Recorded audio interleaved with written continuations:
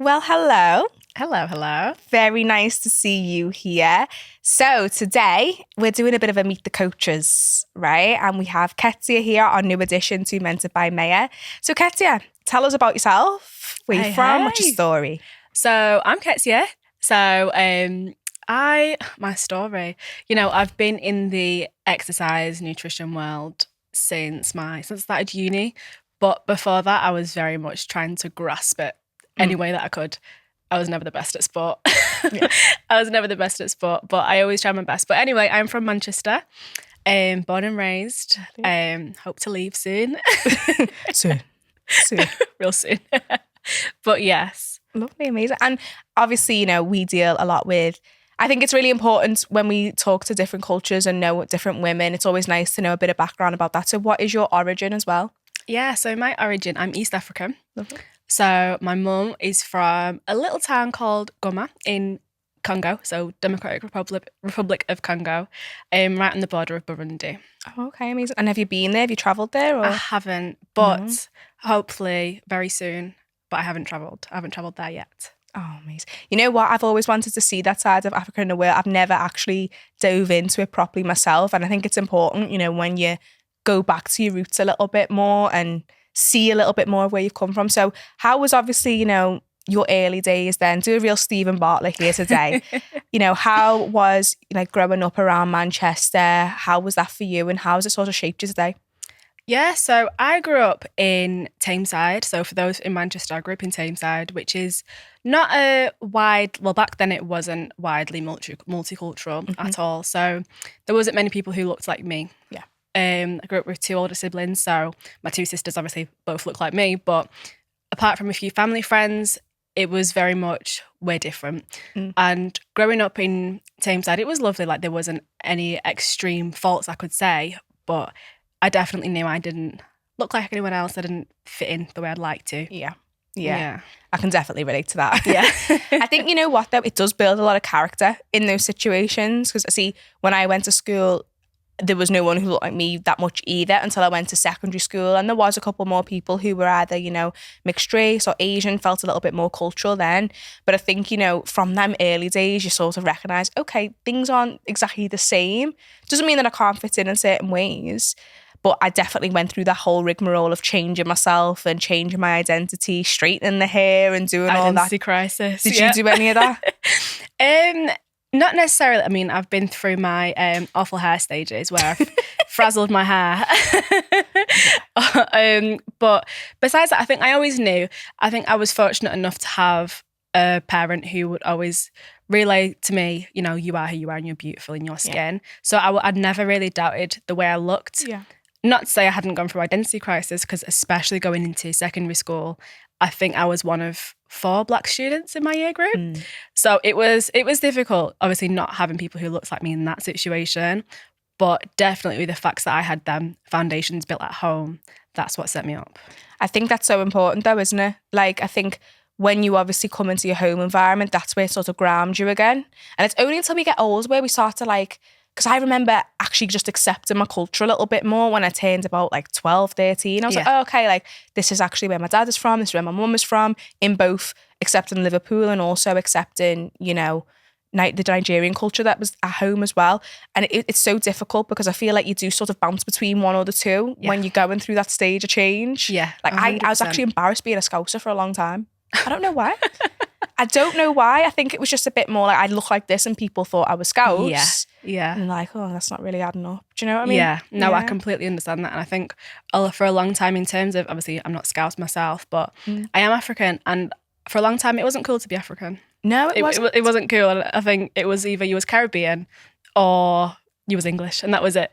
But I think I've always been told I'm quite culturally ambiguous in terms of my ethnicity. You can't really tell where I'm from. So not that, because even me, I haven't been back home before. I didn't know my roots as well as I'd like to, but everyone would say, you wouldn't actually know where I'm from. Yeah. So pinpointing that, I think I was kind of just in the nowhere with that, kind of floating elsewhere. But definitely with age, I've come to love where I'm from. And, your roots are who you are. It's your identity. Exactly.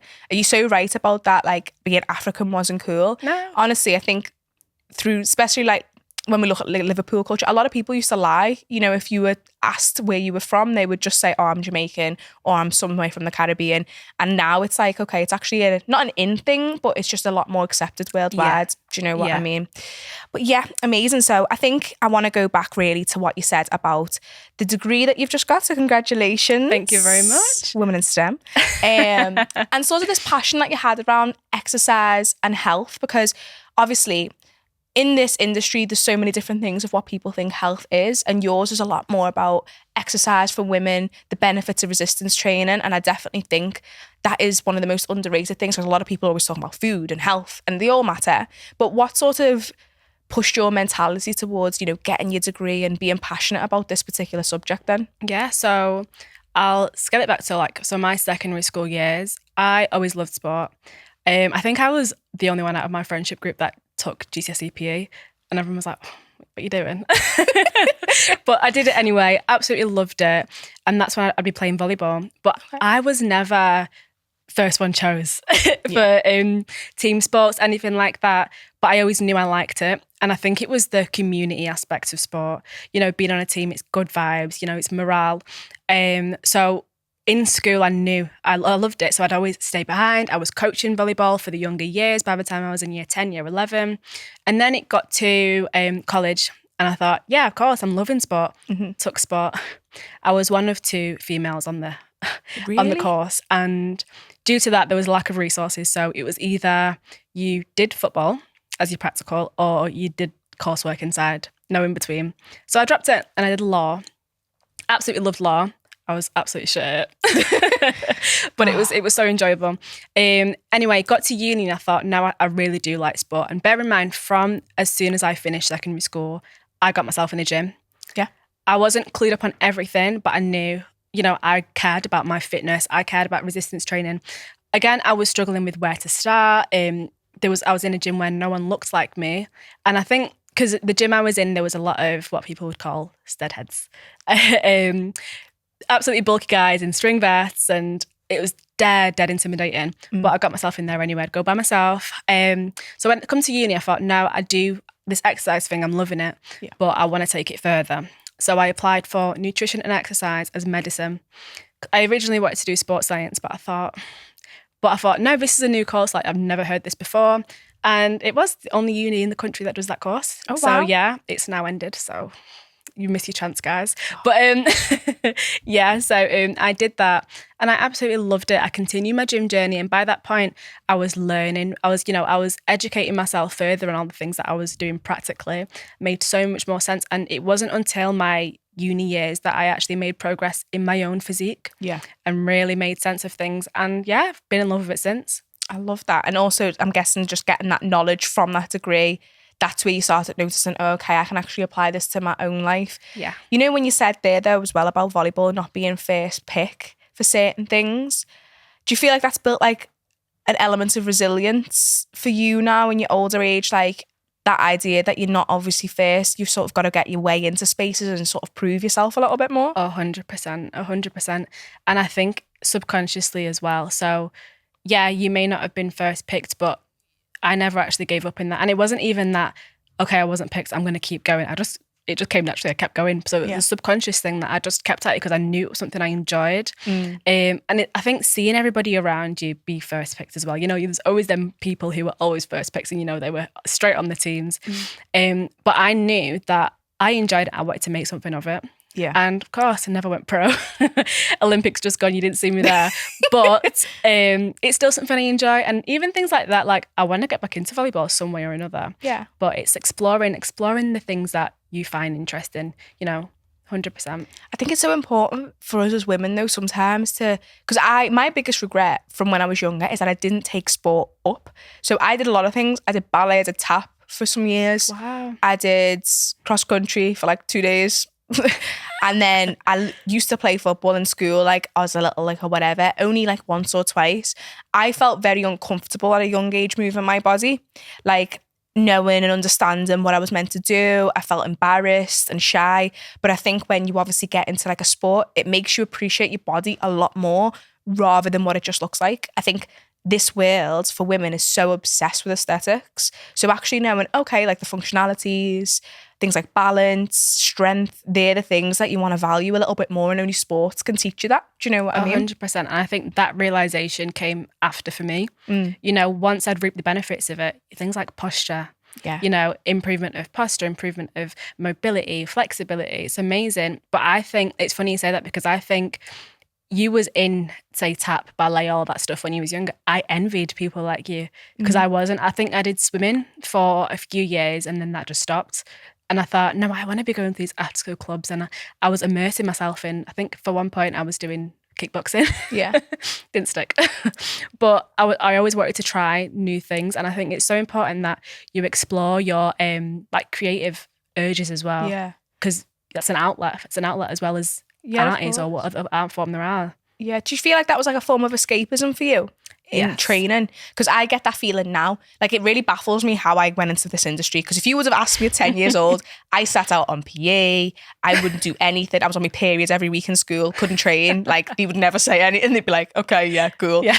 And now I'm like, if I don't go to the gym or exercise or move my body in any way, even if it's just simple stretching, I feel a disconnect in my brain to everything else of what I'm meant to be doing. It's more, I train now for mental. It isn't just aesthetic, that's the bonus. Yeah. But was that like sort of an escapism for you when you were younger, do you feel, and now? Yes, definitely now as well. In the same way you say it, like the days you don't train, you feel it. Like I think I said this to you a couple of weeks ago, I took annual leave and I just thought, I'm going to rest. Yeah. And I rested and I just thought, I got back to it and I thought, I don't know what to do with myself. I need to get myself moving. Like, something doesn't feel right.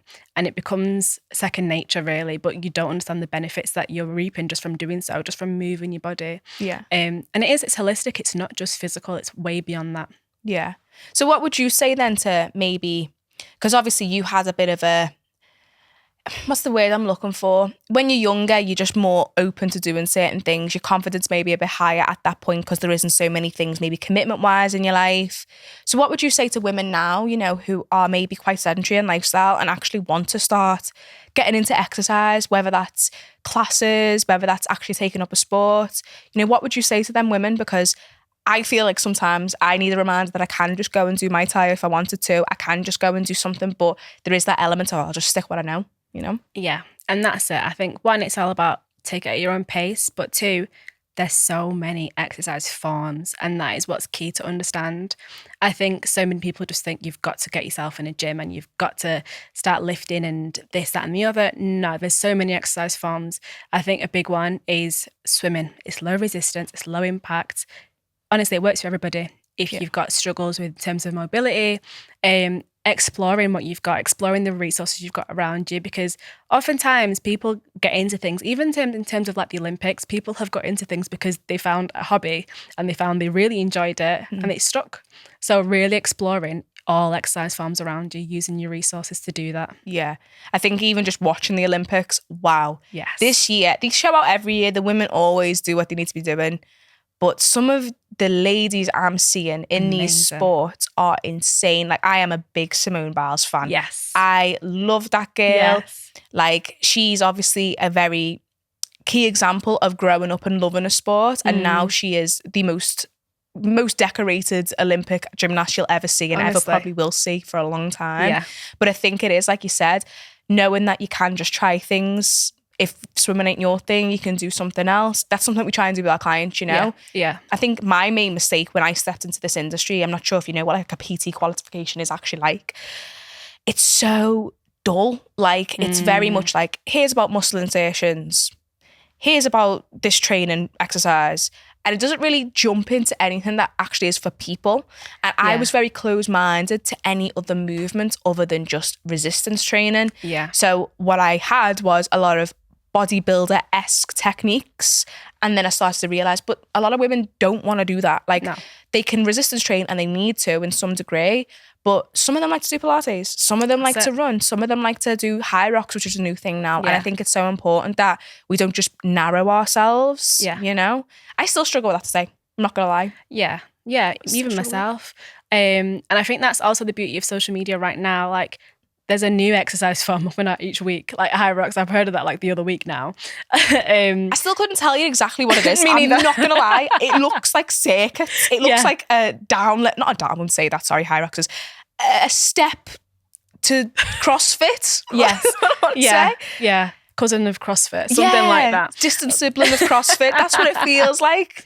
But Exactly that. And that's it. The more like each week something else is coming out, Pilates to reformers Pilates, there's something new. And I think make the most of it. A lot of our clients enjoy Pilates, or they've got their other exercise form that they'll take part in on the weekend or on their rest day. And I love it. Yeah. Explore with what you've got. It's not just resistance training. I do think in terms of your PT qualification, a lot of PTs, it's a very uniformed method of training, and that can get mundane, and you want to ensure that you've got longevity. You want long-term habits that will last, and if something gets boring, if something is mundane, that's hard. Yeah. And that's the thing. I think that's the problem with our industry now as well, because it's so many different factors. But let's be real, a lot of coaches have just come from the PT qualification background, and it's, I forget the statistic, I think it's 50% of personal trainers leave in the first 6 months. Wow. Or something like that. I can't remember the exact statistic, but it's very high numbers of not actually continuing it. And I think it's because they think, well, I know how to lift, that's enough. I know how to show someone how to lift, that's enough. But what we're actually trying to do for every single woman that we coach anyway is show them that exercise is a lifestyle. Anyone can lift for a couple of weeks, but whether they actually find it as something they can keep up with throughout of all ages, because we know the benefits of lift until your old age. We don't want people to have bone loss, whatever. But it's opening up the spectrum of what you can actually talk about. 100%. You know what I mean?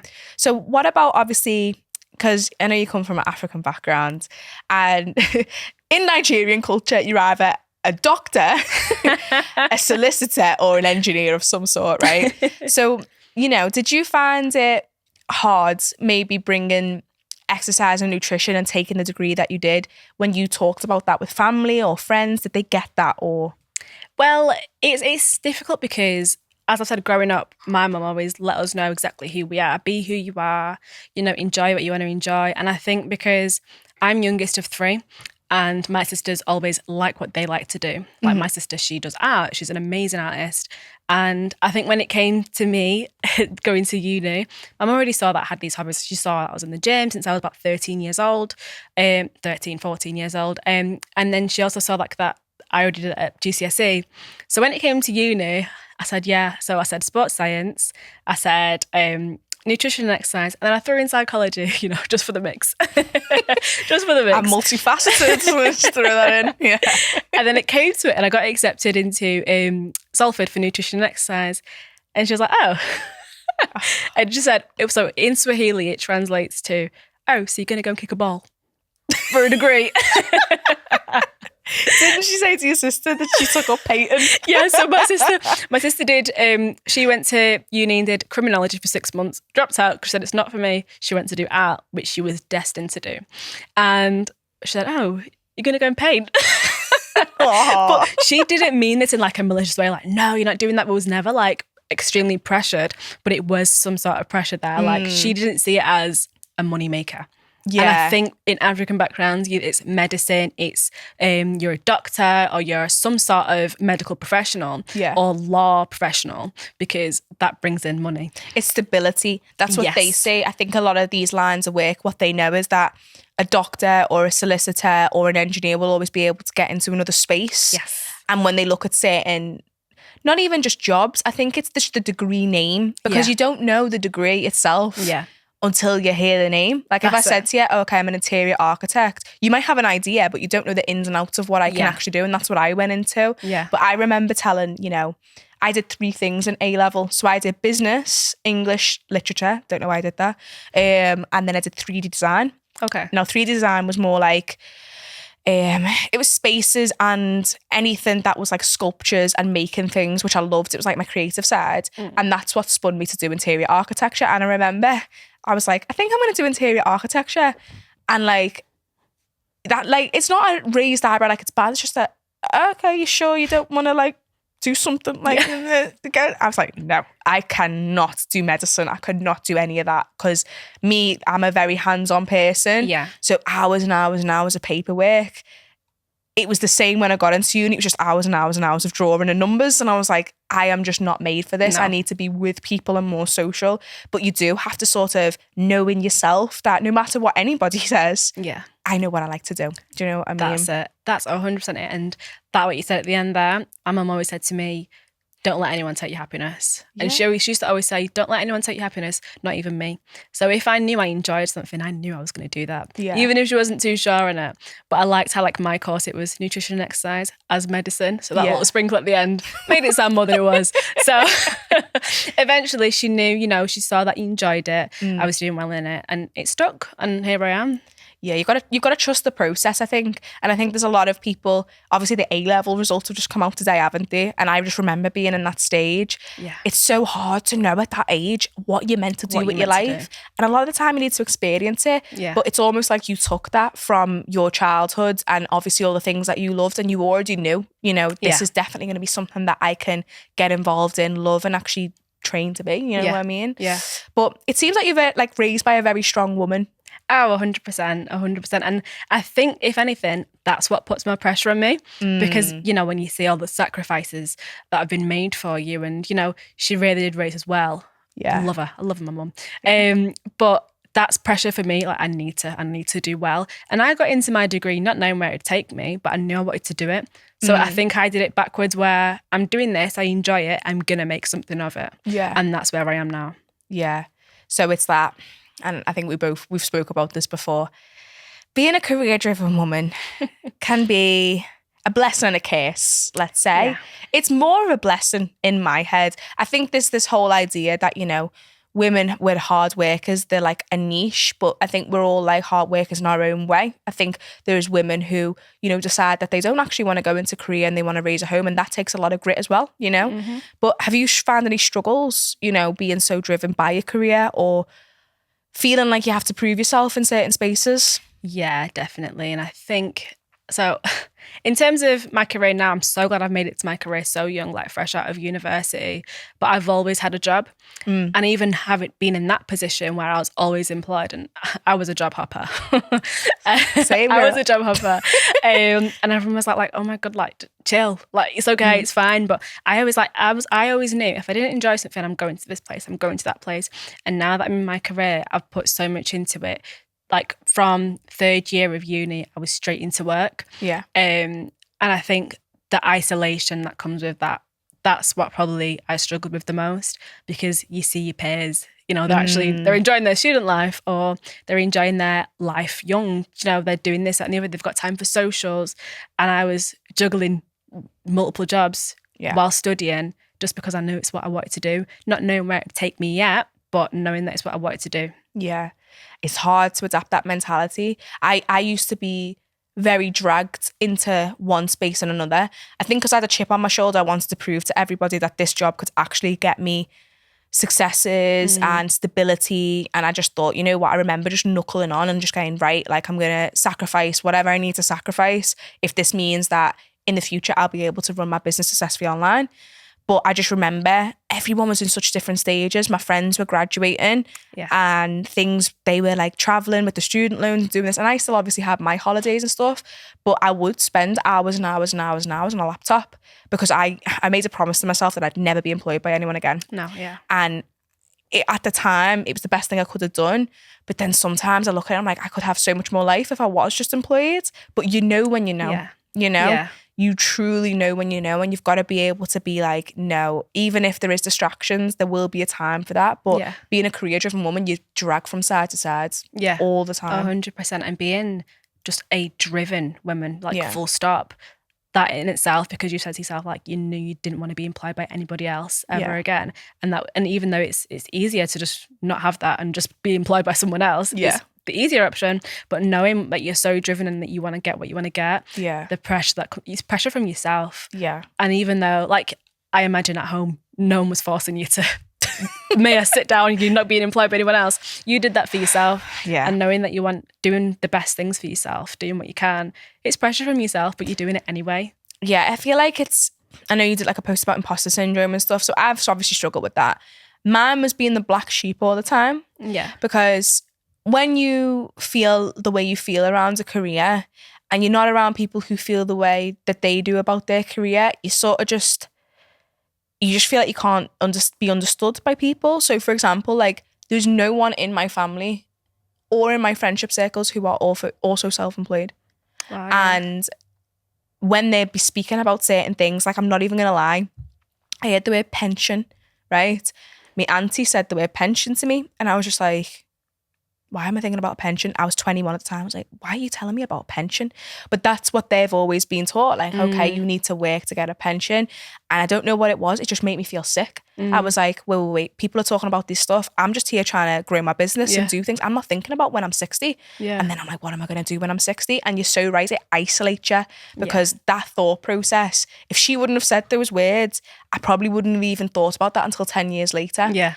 But you've got to be prepared for some of the hurdles that come. Yeah, that's it. And there always are going to be hurdles. Yeah. Yeah. Of course. I think one of the hurdles that I had, truth be told, was the dating stuff. I couldn't do it. I found it like, because my head was always in my work and what I want to do it myself, it was kind of hard to connect with people who didn't really want the same. I don't know if you felt that before or anything like that. I wouldn't say in terms of dating, like that type of relationship, but I think friendships, not gelling with people because you find that people aren't, and it's not to say that you're better than anybody else because I don't claim that, but people aren't on your wavelength and it's struggling to find people. Or like I'd go out and people would say, oh, he's dead mature, or you've got everything like all together, as if it was a bad thing. And it was like, I'm just getting through life. I'm just getting the things I want to get. Do you ever get that? Like, oh, you seem so much older for your age. And I'm just like, well, what am I meant to act like? Yeah. And it's mad because like at our age, some people had 3 kids. So what are you comparing me to? Yeah. Do you know what I mean? Yeah. What are you comparing me to? I remember when I first got my first coaching job and they didn't know how old I was for ages. And when I dropped my age, they were like, what? I was like, I just grew up fast. I went out too early, obviously. Do you know what I mean? And now it's just like, okay, I can actually focus on building something instead. Yeah, exactly that. And that's another reason why I don't lead with my age, because I find like I was working for another company in terms of in weight management as well. Never led with my age. And the day I told them my age, they were like, oh my goodness, what? Because I'm in the same room as 30, 40-year-olds who have been doing this for a long time and they can't comprehend that someone my age is so driven and is so, they're eager to get what they want to get and career driven. So it's not relevant. I feel like now in our generation, I think there is a lot more pressure to be successful anyway. Like, I know it's always been there. Yeah. But I think a lot of people had, the biggest difference is a lot of people didn't mind working their way up a company, especially when my mum and dad were probably younger and yours were as well. That was the whole blueprint. It was, okay, you of course have people who own businesses, but it was more, okay, like get into a job from when you leave university or whatever you've done and you work your way up for the next 40 years. But now what we're seeing in social media, especially from women now as well, is, hey, like, I sit at home and I make 10K or whatever and I do this. And though a lot of it isn't real, a lot of it is false and it's false numbers. I think we do feel a lot more pressure now, especially with the property markets and everything going on, to really climb a ladder before we hit a certain age. Yeah. And I think age doesn't really matter. And I always keep forgetting this. Like, you still have time when you're 30, 40, 50. It's just that you feel like you need to condense it a lot more now. Yeah. And I think it's because we're all so hyper aware, like social media people. But the thing is, people show what they want to show, and oftentimes people are showing all the positive things, whether it is true or not. And I think being hyper aware and seeing this constantly, it's subconscious. You're like, oh my God, I need to achieve this, that, and the other. And then you get people being caught up, and then you get people who are girl bossing too close to the sun. Literally. And then burning out. That's what I mean. Like, I am shitting at the end of like on my laptop at the end of the day. But even like, you'll know this. Have you ever heard of like gold medal syndrome? You ever heard of that before? So basically, most of the time when someone wins a gold medal in a sport, they become depressed afterwards. Right? Because whatever height they've been trying to hit, they've hit it, and then nothing actually compares from that, and they have no drive to do anything else. I feel like you might have felt a way that when you'd graduated to be this big celebration, obviously you had your graduation day, but mine was obviously financially. So when I'd hit certain numbers, I thought like confetti would fall from the sky, or if I hit this many clients, and it isn't like that at all. Yeah. But it looks like that on social media all the time. Like, oh, I drive this car, I do this, but you don't even know what's going on behind the scenes. No. Social media. But speaking of social media, so obviously, we can't speak about social media and not miss out unrealistic female body standards. Yeah, favorite topic. We deal with a lot of it. I think a lot of the girls who we see and coach now, they will probably have felt like they've compared online. So what's your take on, obviously, this whole shift towards body image on social media now? I think there's definitely a part of it that has become really unhealthy. And I say that from an angle of, for example, where you get influencers who may have had certain procedures done and then claim it is a natural gym transformation. And that's where it becomes unhealthy, because these people, oftentimes brands will pay them and they're being paid to fool people. And you don't even have to be naive to believe it. Sometimes it just looks like that is the real deal. So social media in that aspect has become absolutely crazy for unrealistic body standards. And then that is internalized, and it's body image. And no matter how hard people work, they're not realizing that we all have different body types and different body compositions, and that it's virtually impossible for you to look like another person. Like, you are your own person. Exactly. And I think, they're saying like it all starts within. It's not. Nowadays, it's all starting out. Yeah. It's all starting out, and then it takes a long time for people to switch back to within and love themselves. And that's what's difficult. I think as well, like, even from when I was younger, I was a very like artsy kid. I didn't spend all my time on it online unless I was playing Stardoll or something like that. Shout out Stardoll. That was such a good website. It was amazing. But even that, like, the minute I started getting on social media, and I can connect the dots. The minute I started getting on social media as a very young girl, 14, 15, is the minute that I started to look at my body as wrong. And if you are someone who didn't spend a lot of time on social media, like, you'll look at older generations, they're quite comfortable in the understanding, unless they look at media, that bodies change. Your body changes after pregnancy a little bit. But I feel like a lot of young women now, when they step online, because they know they can snip and tuck away at the body if they want to, they don't accept it. No. Like, I don't know if you've ever experienced this, but have you ever had someone who genuinely will not get to the place where they won't get there because whatever number they've put on themselves isn't actually achievable at all? It happens constantly. Yeah. Like, there was one lady who I used to coach, and she used to tell me she wanted to be 40 kg. And I was like, goodness. You're 70 kg at this moment in time. For you to get to 40, one, it's probably not even attainable because you've got your body mass and everything else, your muscles, it's not going to work. Organs. But for you to actually be there, do you understand how miserable your life would be, you know? And I know you haven't struggled with that side of like dieting or fad dieting, but did you find pressures when, you started training, like with body image or anything? And, it took me a long time to realise that I could actually be heavier, yet healthier. Yeah. Heavier, yet healthier.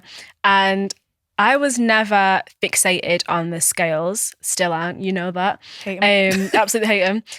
But there was a time, and I remember like there was an era of my life where I was weighing myself, and I find I was going up in weight, but I was training. I was like, when you're back in school, you're moving all the time. Like, I was active, but still nothing. Yeah. I was getting heavier. But in hindsight, and hindsight's a beautiful thing, because building muscle weight, you can be heavier. Yeah. It's distributed, it's lean, it's distributed in different ways. Yeah. And I'm probably heavier than I was back then. Right now, obviously I am, but I'm much healthier.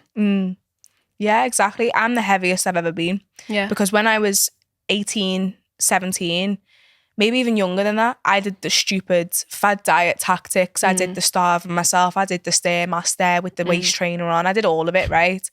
And I remember being like weighing in at like 57. Wow. I was tiny, right? Yeah. But, because everyone gratified me for it and said, like, oh, wow, like, look at your abs, look at this. My mum used to be like, oh, you look so slim today. And in my head, it was like, okay, well, this is what I need to continue. Yeah. Until I realised I couldn't. No. And then you're right, like, I started lifting weights, and it wasn't even just the body transformation that I was buzzing with, like seeing my legs get stronger.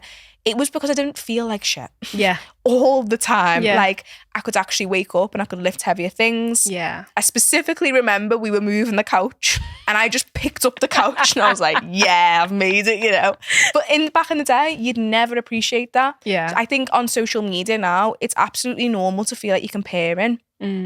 But I think you've got to be able to step back and go, well, if I actually do get here, how much money is that going to cost me? Because what they've done is pay a lot to get there. Yeah. And is it even attainable? And any gym influencer who's getting work done and then selling a program, I've got no space for you. No. Not going to lie. No, I completely agree with you. It needs to be regulated, really. It is. who's that guy who does there's a guy on TikTok and he basically exposes all of these girls who do it. And like, because AI is getting so clever now, people can edit videos and do whatever to them without the bends in the back and all of that. And you know what? Like, as a woman who used to heavily, overly edit my photos when I was very insecure, now when I see it, it's like, I feel like it's just a conditioning, because this picture would have been absolutely fine with no editing and no one would have actually noticed it. And you see the little differences that they make in the pictures and you're just like, girl, you look good anyway, do you know? But we're so conditioned. That's it, honestly. Can't do it anymore. So what would you say then, if I was a young woman on social media who felt like I wanted to change, but I was maybe sitting there thinking about surgery, didn't know where to start, just felt like I had no movement or motivation to actually know what to do to help me be in a better position? What would you say to me? I think I would definitely say, and I say this to a lot of my own clients, like, it's you versus you. So you're on this journey alone, and in that comes a lot of struggles. It's not an easy journey. If it was a straightforward journey, everyone would be doing it. Yeah. But this is where it is a mind over matter. Everything starts with mindset. Yeah. And this is what a lot of women don't realise until they get there. You know, this is why I love our check-ins with our clients. Each week you get a completely different perspective, but gradually over time you see how that mindset and the determination and the motivation comes with time. Yeah. Because unfortunately it's all discipline, and there's motivation and there's discipline, and discipline is doing it not because you want to or not because it's fun in the moment, but because it's going to benefit a future you. Yeah, it's going to add up into that bank of what you're trying to do. Yeah. Like, not everyone wants to. I think we can never just do the things that we want to feel like we want to do. Like, if you don't want to do something, sometimes you just have to. A majority of the time, I can guarantee no one really wants to go to work any other day, but they'll do it because there's a benefit of it, of being financially paid.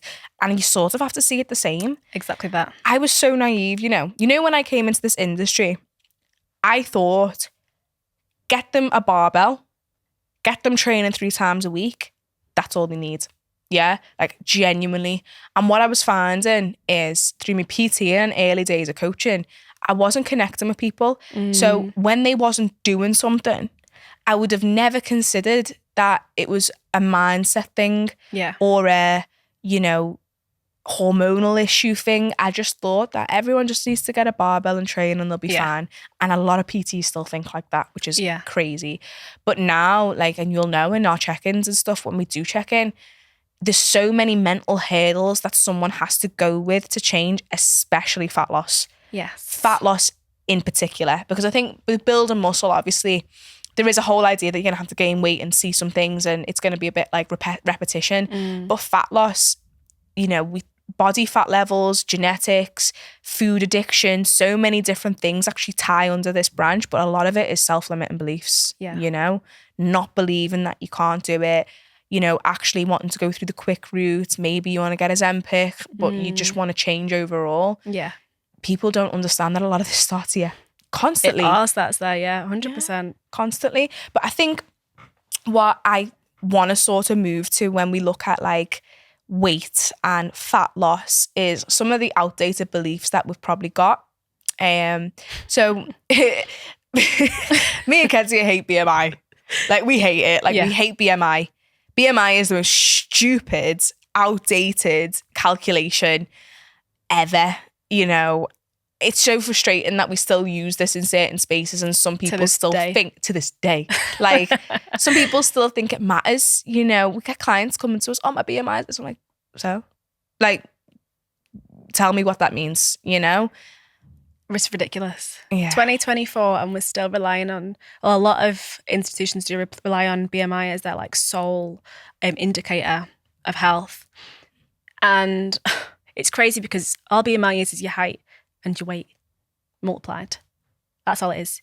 That's all it is. And the problem with that is that, like, they say things like your height should be the same as your arm span and your weight should be that. It doesn't make sense because you're not taking into account hormone imbalances. You're not taking into account metabolic disease. You're not taking into account all sorts. And although, like, for example, waist circumference, that is an aspect of BMI. Now that's only a recent aspect of BMI. That's all good because that's where your visceral fat is. That can indicate other conditions such as diabetes. However, the issue is with BMI is that it doesn't take into account all these other factors. Yeah. Main factor is it's not inclusive. It's not inclusive whatsoever. BMI was brought about by a Belgian man years and years ago who wanted to find what the average man looks like in Belgium. The average Caucasian male in Belgium. It makes a lot of the things that we believe about bodies are always targeted from men. Like, Yeah. listen, we are not the same. No. Like, hormonally, No. strength-wise, mood-wise. Like, I am very much intact with my cycles, yeah? Yeah. Men don't get that. No. So why is it that we use these things in even schools, yeah, to dictate if someone is healthy or not? Yeah. Because someone could have a perfectly fine BMI. Yeah. And be in very poor health, but we keep using it. And I think there's a bit of resistance in certain industries when it comes to changing it and accepting it. And we are in that generation where we're very accepting of change. Yeah. So why is it that when it comes to weight, we just keep doing the 360? Yeah. Health is one of the most complicated things in the whole world. And like, people want to know what they want to eat. Everyone wants to try a new diet. Everyone wants to try a new weight loss injection. Why do we keep going around in a circle? I can't actually understand it. Do you know what I mean? It makes no sense. It makes no sense. But again, I do feel like most recently, probably a product of social media, everyone is just so fixated on weight and getting it off quickly and just also overly conscious about it, because this wasn't a thing. It didn't seem like a thing like when my mum was growing up. Yeah. Like when family was growing up, it wasn't spoken about near enough. But now it's like we need it and we need it now. Now though. And this is the thing, you know what the saddest thing is? So I was actually scrolling through social media today and I seen this girl have an incredible transformation. Like you can just tell blood, sweat and tears went into that. She had a trainer throughout the whole process. Side by sides are amazing and she really changed her life, right? And then she ended up getting like a tummy tuck because she had a lot of loose skin. She obviously went from morbidly obese to a healthier weight and now she trains non-stop, right? Incredible. Comment section. Ozempic use. You're using Ozempic. And then people coming for a tummy tuck saying that that's a quick fix. Like, did you actually only get that or did you get a BBL as well? That is how tapped the world is now. Yeah. That someone can lose a mass amount of weight, graft their arse off, put blood, sweat and tears into it, and then we automatically just assume they're on Ozempic. Yeah. Like, I don't know, Busta Rhymes lost loads of weight recently. He's in his 50s or 60s, close to that. You know it's from training. Yeah. Why would you think it was Ozempic? Why? But that's how we're moving. We're moving towards the let's get it done quick, let's get it done easier. Why would we ever want to diet and eat healthy to get to there when I could just jab myself with whatever and then in a couple months there's not enough we know, I don't believe, about misuse of Ozempic as well. No. There's just not enough. Not at all. Not at all. We'll find out eventually. What's your take on it though? You know, I know obviously it's great for people who have insulin resistance in some elements, but normal people using it, you know, people who just need to probably train a little bit more, eat a little bit better. I feel like they need to save it for those with insulin resistance, because from past experience working, there has been a shortage of Ozempic due to the fact that people are buying it privately. People are purchasing it privately because it's all, again, social media. And social media, it's a blessing and a curse, but when you're seeing Kardashians and Sharon Osbourne and it was Scott Disick. Is Scott Disick on Ozempic? Have you not seen his Ozempic face? Stop. Everyone's got Ozempic face now because they're all seeing that, okay, everyone in Hollywood's using Ozempic. Oh. It's accessible. Let me buy some. And now there's a supply and demand issue because poor people with insulin resistance can't actually get hold of it. So it's too much. This is what I'm saying. And oh my God. Yeah, there's Scott Disick. Stop it. He looks like the Nightmare Before Christmas. But you see, ridiculous. You see what, and I hate to say this, but you see what's so annoying about that? I know you have enough money and enough connections to get the best nutritionist, the best trainer, also get lots of blood work for your health to transform properly and do it like a normal person would have done back in the day, you know, normal.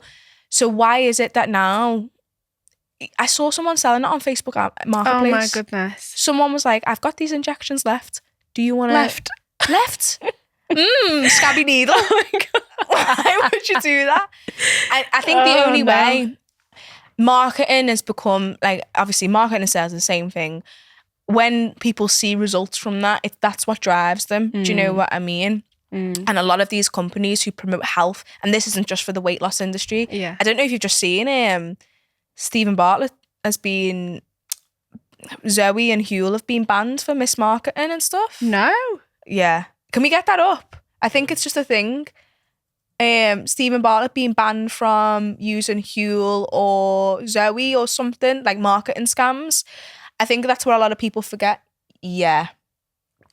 A lot of his nutrition work is being banned because the claims that Zoe and Huel were making weren't exactly correct. Again, I don't know enough about it, but this is the thing. Health is being sold and weight loss gets sold, and it's such a buzzword for people that they will do anything to get out the position that they're in than actually do the thing that's going to give them longevity on the life. Do the work. It's crazy.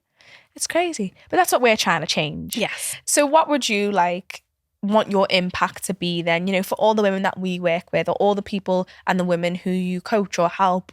What would you hope the impact that you have on them is? Yeah, 100%. So I think my aim for my impact is to allow people who look like me, women who look like me, being an ethnic minority, you don't often get the same opportunities, or you have to work twice as hard. But with that, a lot of people don't have the confidence to go after the things they want to go after. And a key thing about confidence is body image, how you look, how you feel.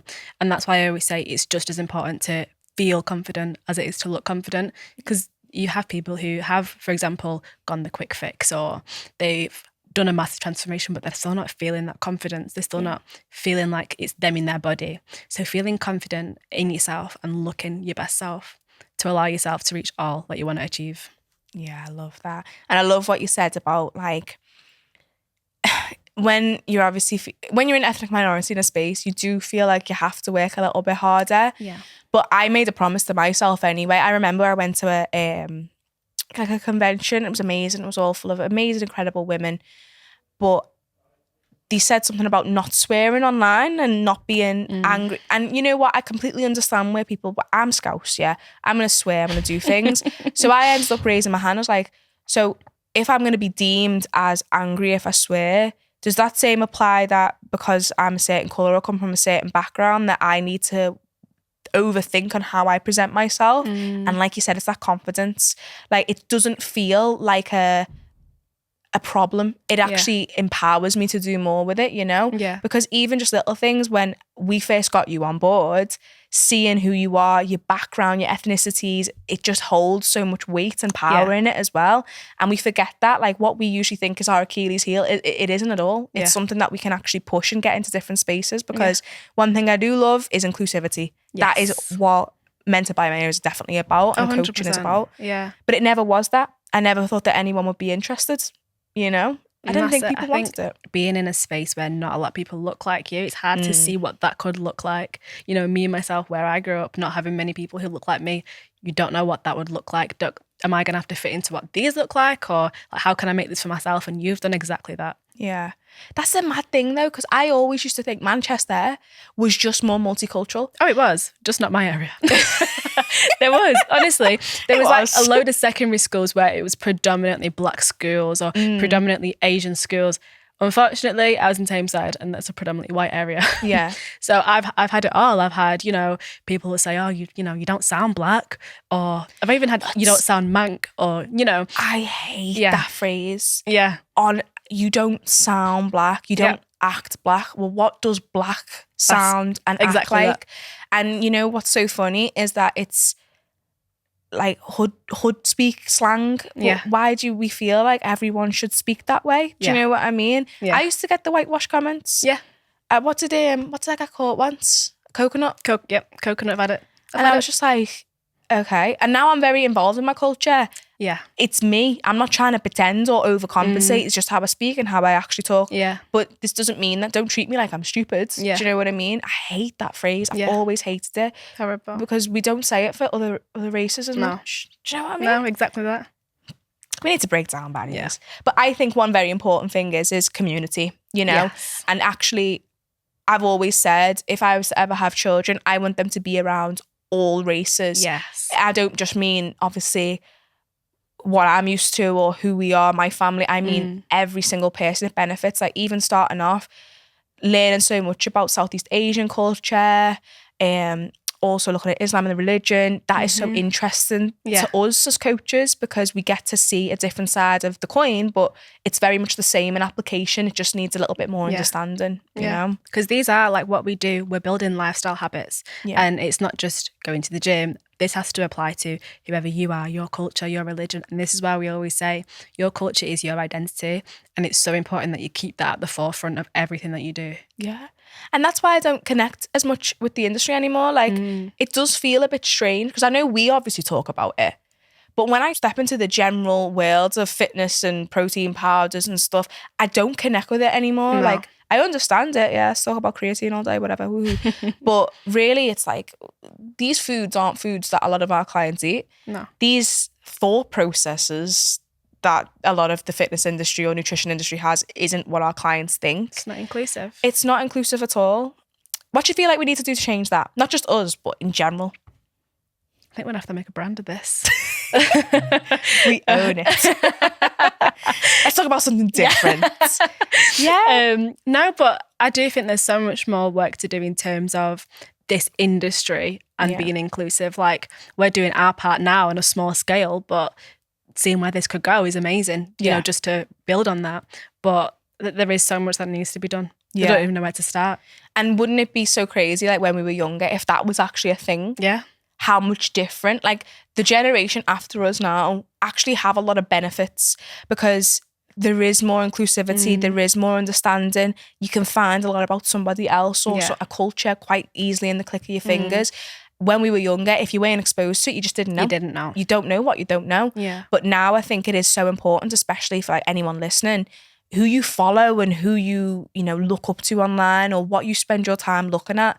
Make sure it considers you and actually resonates with you, because if it doesn't, this is where you start getting really confused on anything, whether it's training, body standards. Like I personally, I don't follow celebrities. I couldn't care about them. Like, I don't really look at you and think I want to have the life that you have. I want to look like you or follow your same morals. I just don't. Do you know what I mean? Is there anyone you look up to, like online or in your lifestyle? Or I don't think I'd say I look up to other people, but now it's understanding that you're literally on your own path. Like, this is your journey, and there's beauty in your journey. And I think when people are like overly consumed in idolizing people like on the internet, it comes to that point where the self-doubt kicks in, or like, oh, actually I don't look like this person, or I don't fit in with this, but I love it so much, like, where am I going wrong? And there's so much trouble that comes with that. That's the thing, it's normal people. Like, we expect them. I could never ever be one of those. Like, after seeing Molly May and Tommy break up yesterday and the whole outroar of what that was, like, this is normal, you know, people do break up, like people have issues. It doesn't necessarily mean he's done anything. Doesn't mean she's done anything. Just sometimes people disconnect. But everyone's in their business. I could never be like that, you know. Like, I think I'd lose my mind if people were like that with me. I was scrolling and I just thought, I seen it on Pretty Little Thing, I seen it on Domino's, and I seen it on what else was it? There was another brand, that Ryanair, and I thought, what on earth has this got to do with any of these? Can you imagine Domino's doing a half price discount sale because you and your fella broke up? Use code Molly May at checkout. How ridiculous! I'd scream. This is ridiculous. But these are real people. Like, imagine you're going through a breakup and No. Domino's. No. Domino's. No. This is ridiculous, but it's so dystopian. This is real life. It is. But I think, you know what? People want to feel like they can look up to somebody. Sometimes they want to look up to the non-attainable people because, you know, they'll never have their lifestyle. But I've only ever really looked up to my dad. That's it. Like, my mum and my dad have just done so much for me in my life. But they show me every day that hard work can congratulate itself in different ways. Like, it can show itself in different ways. And I don't think a lot of people understand how, you know, as having immigrant parents, how hard that journey is, especially in a country that may not welcome you straight away, you know? Straight away. So I'd rather look at people who I genuinely know than go and look at someone on social media. And if you are struggling with that, go and find people who you can actually spend time with, who motivate you, who make you feel good about yourself, who educate yourself. Because, for example, when I speak to you, I'll learn something different, and you might learn something different from me. 100%. It doesn't have to be a celebrity. No, it doesn't. And I think as well, because I think when you have faith, whether you are religious or you're spiritual, whatever that may be, that grounds you a lot, and you don't turn to worldly things like Molly May and Tommy Fury breaking up and that is your Roman Empire. It doesn't work like that. Yeah. But whatever it may be, like, you know, whatever your cause is, so be it. But I think for me, definitely God. Yeah. I love that. I do need to explore my spirituality a little bit more. Yeah. And I've always said it's something that I want to do when the time comes, when it naturally comes, you know. But it is such a, people who have or follow religion do have a lot more faith, understanding in things, and a lot more moral compass. They just do. That's it. I think that's the key. And that's it. It's an individual journey. Like, when it is time for you to, you know, get on your spiritual journey, that is, you'll know that, because you'll feel that. But that's it. I think for me, the moral compass that comes with it, and learning about like the similarities between being a Catholic and being a Muslim. Like, there's so many similarities, and learning about different cultures of the world through religion. It's amazing. Yeah, like honestly, every time we run Ramadan, those clients of ours, they just shock me. Yeah. Because they come out with this newfound gratitude. Yes. And sense of sacrifice to what they've done over these last 40 days. Yeah. This family time, this getting closer to the faith. It's like almost like they come out of it maybe a bit more tired, you know, they will. Yeah. But thankful.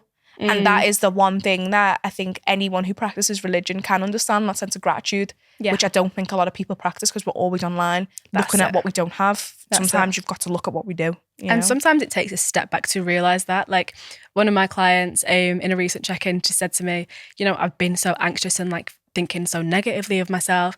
And then she said, but, you know, I've been trying to get back closer to my faith. And she said to me, you know, after all this negative self-talk, she stepped back and she said, no, actually, like, the Bible says words have power. And she started actively being positive and speaking to herself kindly. And it's made a massive difference. And seeing that from day one, from week one, it's crazy to see. You can't learn with a brain full of shame. Yeah. Oh, I like that, yeah. You just can't. Like, if you're constantly self-deprecating yourself and talking to yourself like crap, the results will be crap. Yeah. You can't give negative and get something back. It's just never been the way. No. And that is, like they say, words have power. They have meaning. So when you sit there and you call yourself fat or this or that, even though it feels like nothing, it's really, really making an impact to how you even continue this journey that you've got in front of you. Yeah. You know, like if you were to say halfway between your coursework or something, I'm a failure, you probably never would have graduated because you would have kept reminding yourself of that, but you know. So it's definitely mindset. 100%. Yes. Thank you so much, Ketsia, and thank you for giving us an insight into your world and your life. So where can we find you on socials then? So you can find me at Mentored by Ketsia on Instagram, and also catch us in the Femtour challenge that is soon coming up at Femtour Fitness event. Yes, it is. It's going to be really, really exciting. So basically what we are doing, we are going to be launching our first 8-week group program. Now, the main thing is we didn't want this to be like an 8-week, lose as much weight as you want. It's not that. Femtour Fitness event was founded with the idea of being inclusive, culture exclusive, understanding women from all sizes, ages, ethnicities and backgrounds, and helping them feel empowered through fitness and nutrition. It's a lot what we do in our coaching, but we want to reach more people worldwide and give them an opportunity to work with us in a different way as well. So if you do want to hop on, definitely check Ketsia's Instagram, my Instagram, Mentored by Maya, and you can pop yourself on any of our lists before we launch in September. So yeah. Thank you so much. Amazing.